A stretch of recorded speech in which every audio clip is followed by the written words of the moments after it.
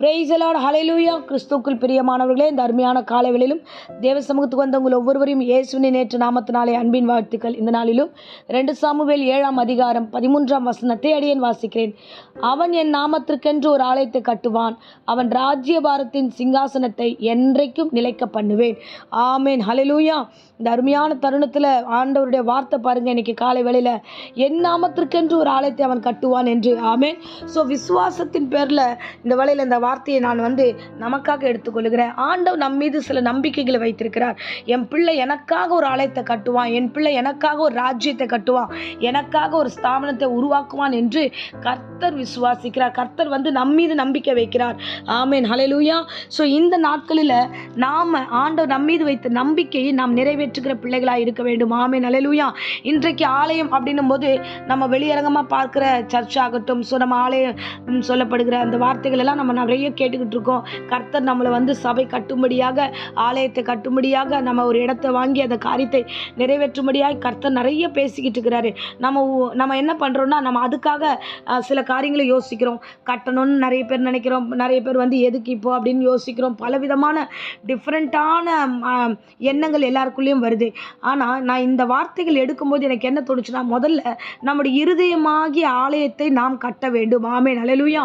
வேத வசனம் என்ன தெரியுமா சொல்லுகிறது? கொரிந்தியர்ல, நீங்களே தேவனுடைய ஆலயமாக இருக்கிறீர்கள் என்று, தேவனுடைய ஆவி உங்களில் வாசமாக இருக்கிறது என்று அறியாதிருக்கிறீர்களா?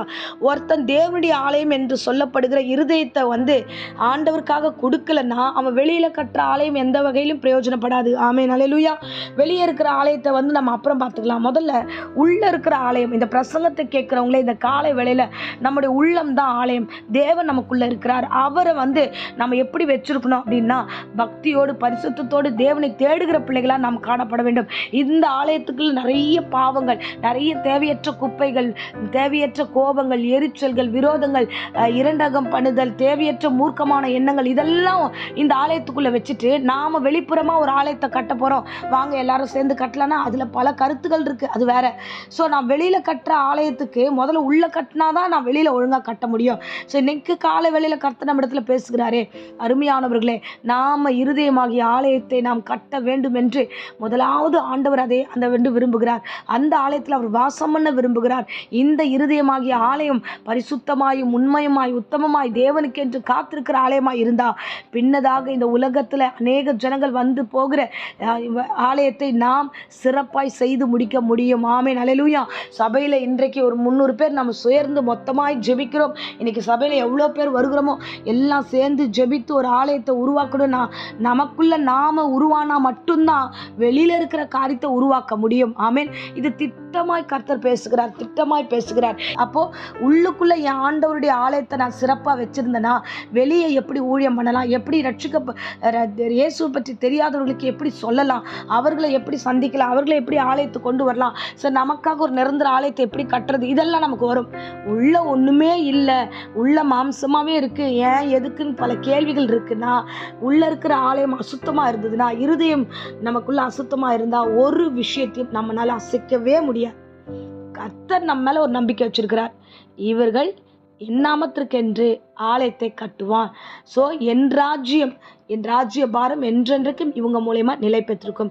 நீங்க உள்ளுக்குள்ள தேவனை சரியா வச்சிருந்தீங்கன்னா உங்கள் தலைமுறை தேவனை சேவிப்பார்கள், அவர்கள் ராஜரிகத்தை அனுபவிப்பார்கள். ஸோ நம்முடைய இருதயமாகிய இந்த ஆலயத்துல கர்த்தரை முதலாவது கொண்டு வருவோம்.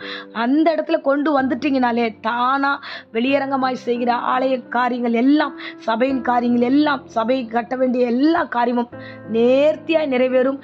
எந்த குறைவும் இருக்காது. கர்த்தரே அதை என்றென்றைக்கும் நிலைக்க பண்ணுவார். ஆமேன். அதுதான் அவர் சொல்றார், ஆலயம் கட்டுவான், என் ராஜ்யம் என்றென்றைக்கும் இவர்கள் மூலமாய் நிலை நிற்கும். ஆமேன். ஸோ ஆகையால இன்றைக்கு இந்த நேரத்திலும் முகமுகமாய் கடவுள் பேசுகிறார். உங்கள் ஆலயத்தை பத்திரப்படுத்துங்க. உங்க ஆலயத்தை தேவையற்ற காரியங்களுக்கு கொண்டு போகாதீங்க. உங்க ஆலயத்தை பரிசுத்தமாய் காத்துக்கொள்ளுங்க. அதுல வீட்டிற்கு அவர் விரும்புகிறார். சந்ததியாய் உங்களை ஆசீர்வதிக்கவும் விரும்புகிறார். இந்த ஆலயம், இருதயமாகிய ஆலயம் பெர்ஃபெக்டா இருந்தா வெளி ஆலயத்துல ஒருமனப்பட்டு நம்ம எல்லாவற்றையும் செய்ய முடியும். பெரிய ராஜ்யத்தை என்றென்றைக்கும் கர்த்தருக்காக நிலைநிற்க பண்ண முடியும். ஆமென். ஸோ ஆகையால நம்முடைய இருதயத்தை காத்துக்கொள்வோம். தேவனுடைய நம்பிக்கையின் விசுவாசமான அந்த எதிர்பார்ப்பு எதிர்பார்ப்பை நாம் நிறைவேற்றுவோம். ஆமீன். இப்போதும் அடியேன் உங்களுக்காக ஜெபிக்கிறேன்.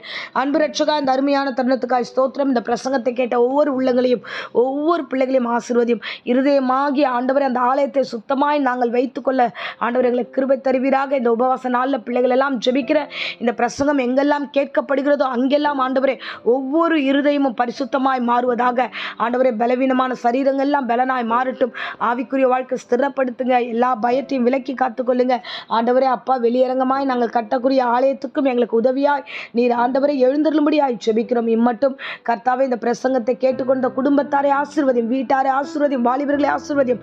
யாரெல்லாம் நீர் எழுப்பிடுகிற ஒவ்வொருவரையும் ஆசீர்வதிங்க ஆண்டவரே. உம்முடைய நாமத்திற்கென்று, உம்முடைய ராஜ்யத்தின் மகிமைக்கென்று இவர்கள் எழும்பி தன் இருதயத்தில் பெரிய ஆலயத்தை கட்டி எழுப்ப போவதற்காய் ஸ்தோத்திரம். ஆசீர்வதியும். இம்மட்டும் நீர் தொடர்ந்து நடத்துனதுக்காய் நன்றி. இந்த வேளையில வியாதியோடு, பலவீனத்தோடு, ஜுரத்தோடு, ஆண்டவரே இன்ஃபெக்ஷனோடு யாரெல்லாம் ஆண்டவரே தவித்து கொண்டிருக்கிறார்களோ, இந்த பிரசங்கத்தின் மூலமா ஆண்டவரை கேட்டவர்களுடைய இருதயங்களெல்லாம் பரிசுத்தமாக்கி சுகப்படுத்தி ஆண்டவரே ஆறுதலையும் தேறுதலையும் கொடுத்து திடப்படுத்தி சாட்சியா நடத்துவீராக. பூரண சுகம் உண்டாகட்டும். தொடர்ந்து காத்துக்கொள்ளும், வழி நடத்தும். இம்மட்டும் காத்து நடத்தின தெய்வத்துக்கு கொடான கொடி ஸ்தோத்திரம். இயேசுவின் நேற்று நாமத்திலே ஜெபித்து ஒப்பு கொடுக்கிறேன். ஜீவனுள்ள நல்ல பிதாவே, ஆமேன். ஆமேன். Praise the Lord. God bless you.